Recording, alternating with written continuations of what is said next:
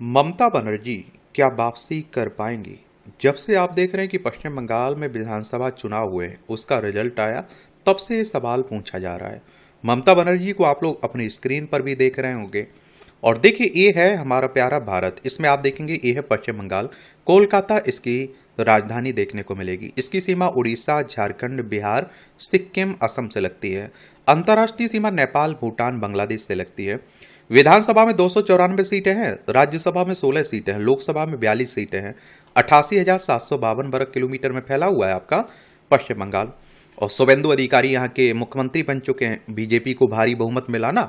और शुभेंदु अधिकारी एक समय बीजेपी किसके, टीएमसी यानी कि ममता बनर्जी के सहयोगी हुआ करते थे, खास हुआ करते थे। 2022 में इन्होंने, 2021 के पहले 20 में चुनाव इन्होंने क्या, ममता बनर्जी की पार्टी को छोड़कर बीजेपी को ज्वाइन कर लिया था। 2021 में विधानसभा चुनाव हुए थे ना पश्चिम बंगाल में, फिर 2026 में हुए।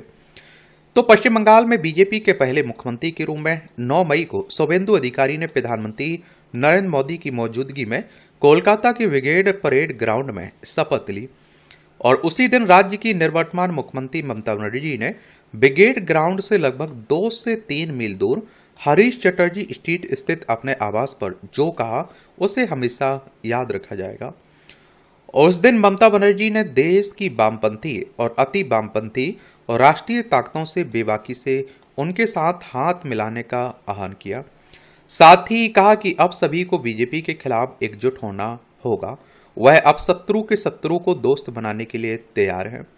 ममता बनर्जी की तृणमूल कांग्रेस ने 2011 में वाम मोर्चे के 34 साल के शासन का अंत किया था और उसी जीत को एक अविश्वसनीय मील का पत्थर माना गया था।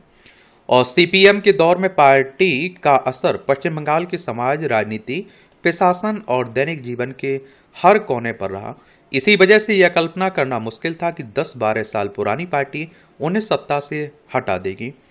ममता बनर्जी ने लगभग अकेले दम पर असंभव को संभव कर दिखाया और पश्चिम बंगाल में वामपंथी दलों को सत्ता से बेदखल करने की उनकी क्षमता को उनके लंबे राजनीतिक करियर की सबसे बड़ी उपलब्धि माना जाता है।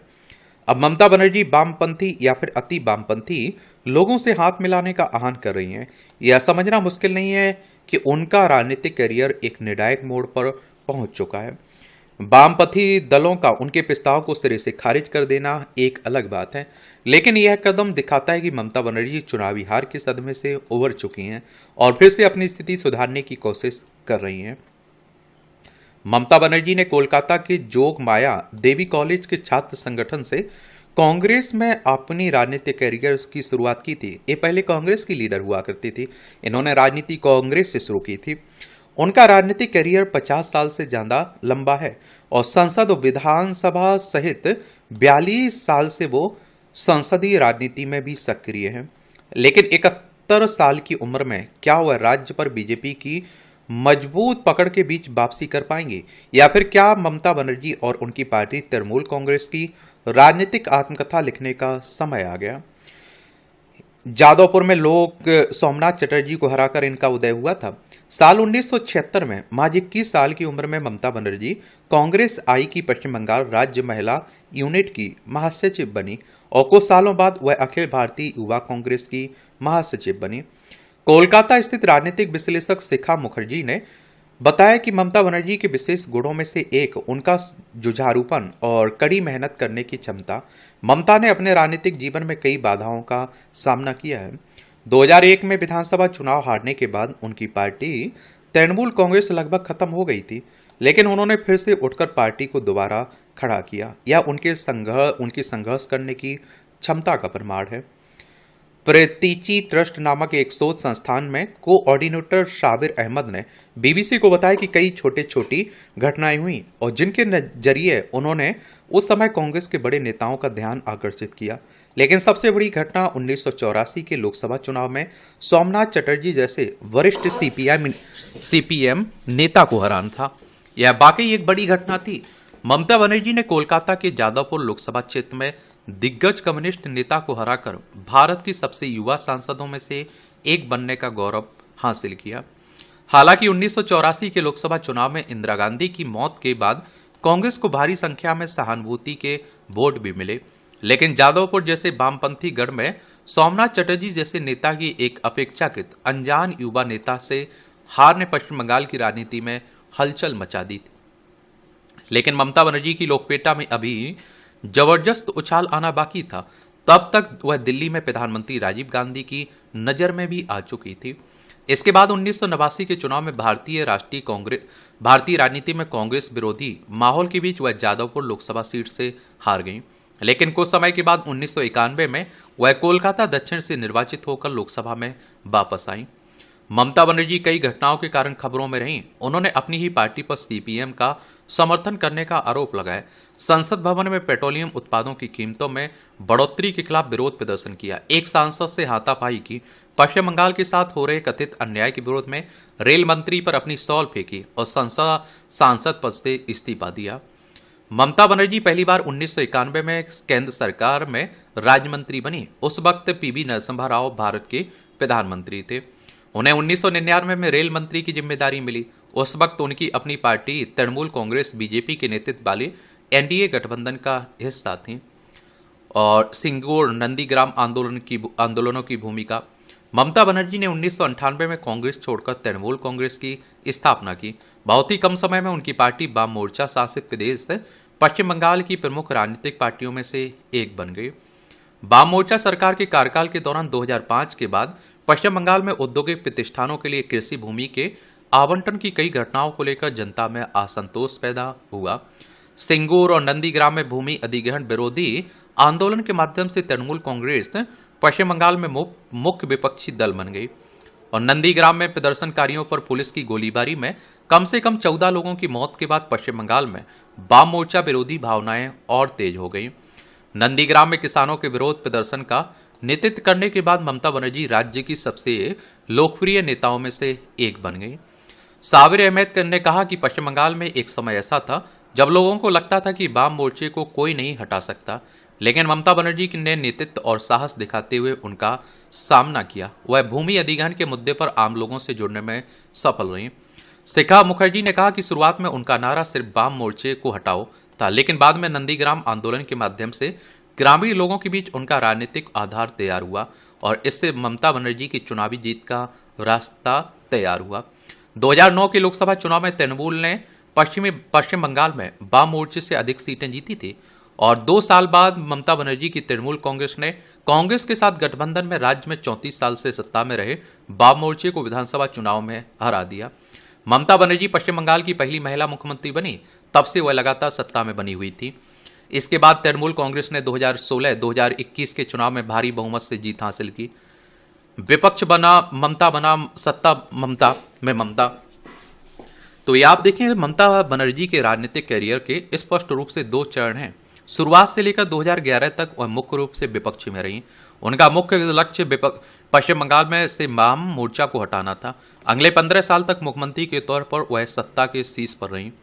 मुख्यमंत्री के रूप में अपने 15 साल के कार्यकाल में भ्रष्टाचार के आरोपों ने उन्हें और उनकी पार्टी को गहराई से प्रभावित किया। सादगीपूर्ण जीवन शैली लंबे समय से उनकी ईमानदारी की पहचान थी। चुनावी रैलियों के दौरान उन्होंने कहा, अगर कोई गलती करता है तो आप मुझे थप्पड़ मारें, मुझे कोई आपत्ति नहीं है। अगर आप मुझे कहेंगे तो मैं घर जाकर बर्तन साफ कर दूंगी, लेकिन कृपया मुझे चोर मत कहिए, मुझ पर झूठे आरोप मत लगाइए। हालांकि विपक्षी बीजेपी या सीपीएम ने उन पर न केवल भ्रष्टाचार का आरोप लगाया, बल्कि प्रशासक के रूप में उद्योग को आकर्षित करने, रोजगार पैदा करने में विफल रहने के भी आरोप लगाए हैं उन पर।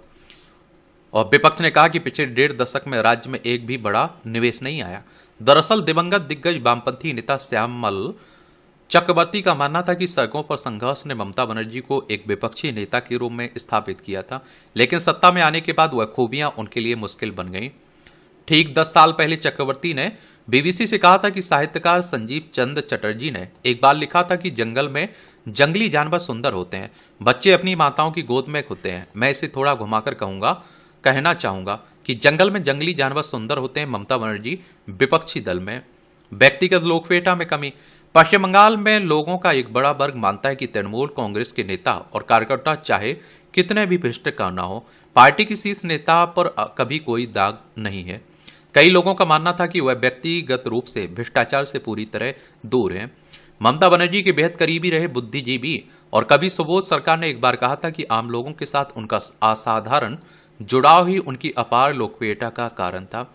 उन्होंने बीबीसी को बताया था कि जिस तरह से वे समाज के सबसे गरीब तबके के लोगों के साथ घुल मिल जाती हैं, जिस तरह से वे उनके आंगनों में बैठकर उनकी भाषा में बात करती थी, उसी वजह से वे जनता की चहेती बन गई। याद रखिए, 34 साल में जनता और कम्युनिस्टों के बीच एक बहुत बड़ी दूरी पैदा हो गई थी। एक जमाने में कांग्रेस नेता और राजनीति विज्ञान के प्रोफेसर ओम प्रकाश मिश्रा को लगा कि वह संसदीय राजनीति की गरिमा बनाए नहीं रख सकते। डॉक्टर मिश्रा ने एक बार कहा था कि मैं ममता के व्यक्तित्व, हाव भाव या भाषा कौशल के बारे में कुछ नहीं कहूंगा, लेकिन मुझे यह कहना ही पड़ेगा कि वह सारी सत्ता अपने हाथों में लेना चाहती हैं। यह इंटरव्यू देने के कुछ साल बाद डॉक्टर मिश्रा खुद तृणमूल कांग्रेस में शामिल हो गए थे। और लेकिन 2026 के विधानसभा चुनाव के परिणामों ने यह साबित कर दिया कि ममता बनर्जी की व्यक्तिगत लोकप्रियता या उनकी अपनी छवि अब पार्टी की सभी विफलताओं को छिपाने और तृणमूल कांग्रेस को जिताने के लिए पर्याप्त नहीं है। अब बात आती है, क्या अब वापसी मुमकिन है ममता की? तो कभी संघ परिवार के करीबी रहे और अब स्थानीय स्तर पर सक्रिय नागरिक संस्था से जुड़े अनुभवी पत्रकार रति देव सेनगुप्ता के मुताबिक ममता बनर्जी को राजनीति में अप्रासंगिक मानना एक गंभीर गलती होगी। उन्होंने सोशल मीडिया पर लिखा, कुछ लोग कह रहे हैं कि ममता बनर्जी अप्रासंगिक हो गई, कुछ लोगों ने इसे सच मान लिया और हरीश चटर्जी स्ट्रीट से दूरी बनाए हुए हैं। मैं उन्हें याद दिला दूं कि ममता बनर्जी के पास 80 विधायक हैं, लोकसभा और राज्यसभा में मिलाकर 42 सांसद हैं, अभी भी उनके पास 41% वोट बाकी है। किसी को रातों रात अप्रासंगिक घोषित करने से पहले प्रणब मुखर्जी, अटल बिहारी वाजपेयी के उदाहरणों को याद रखें। राजनीति एक लंबी रेस है और केवल संख्या के आधार पर किसी को अप्रासंगिक घोषित करना मूर्खता होगी या बेहद बड़ी मूर्खता होगी। हालांकि बीबीसी ने पिछले कुछ दिनों में पश्चिम बंगाल की राजनीति पर नजर रखने वाले कई लोगों से बात की। उनका मानना है कि ममता बनर्जी के लिए स्थिति को पलटना बहुत मुश्किल है। उनके अनुसार यह मुख्य रूप से 3 प्रमुख बातों पर निर्भर करेगा। सबसे पहले, क्या ममता अपनी पार्टी को एकजुट रख पाएंगी? इस शर्मनाक हार के बाद तृणमूल कांग्रेस बिखर सकती है या विजयी खेमे में शामिल हो सकती, यह एक संभावना है जो उभर रही है। जिस तरह से आप देखिए, अरविंद केजरीवाल नहीं जूझ रहे हैं, उनके नेता उन्हें छोड़ के जा रहे हैं, यही ममता बनर्जी के सामने भी चुनौती होगी। दूसरा, यह देखना दिलचस्प होगा कि वह टीम में अभिषेक बनर्जी के फैक्टर को कैसे संभालती हैं। ममता बनर्जी के अघोषित उत्तराधिकारी उनके भतीजे अभिषेक बनर्जी के खिलाफ भ्रष्टाचार, अहंकार के व्यापक आरोपों के चलते नेताओं कार्यकर्ताओं में विरोध से जुड़ी कई बातें अब खुलकर सामने आने लगी हैं। केंद्रीय एजेंसियां भी अभिषेक बनर्जी के खिलाफ भ्रष्टाचार मामले में कार्रवाई कर सकती हैं। लेकिन तीसरी बात शायद सबसे महत्वपूर्ण है, एक सफल विपक्षी नेता के रूप में ममता के उल्लेखनीय ट्रैक रिकॉर्ड को देखते हुए क्या वह राज्य की राजनीति में अपनी पुरानी पहचान को फिर से हासिल कर सकती हैं? इसके लिए ममता को नई बीजेपी सरकार की गलतियों का इंतजार करना होगा। पश्चिम बंगाल का राजनीतिक इतिहास गवाह है कि एक बार राज्य की जनता किसी पार्टी को सत्ता से बेदखल कर देती है तो उसे दोबारा सत्ता में वापस आने नहीं देती है। ममता बनर्जी इस नियम का अवबान बन पाएंगी या नहीं, यह काफी हद तक उन्हीं पर निर्भर करेगा। और बाकी आप लोग क्या सोचते हैं, अपनी राय जरूर आप लोग बताइएगा। धन्यवाद।